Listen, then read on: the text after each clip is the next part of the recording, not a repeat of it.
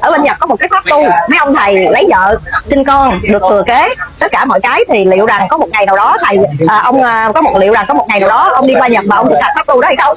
Nếu mình hỏi em cũng mắc cái gì. Rồi bây giờ tôi hỏi lại nè, ở bên Nhật á, nó có cái ngành công nghiệp phim người lớn á, cái khi nào chị đổi nghề, chị không làm YouTuber nữa, chị về chị đóng phim không chị?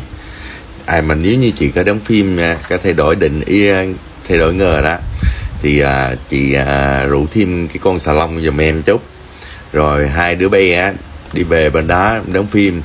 Mà đóng cái phim thì mình cũng phải quảng bá cho anh em đồ biết nha, để anh em né. Trời ơi, má, tao thấy hai đứa bay tụi bác ói, tao sợ lắm. Tao nói thiệt, tao sợ mấy cái loại mà sò lông, sò trắng, sò huyết. Trời ơi, tao sợ ghê lắm.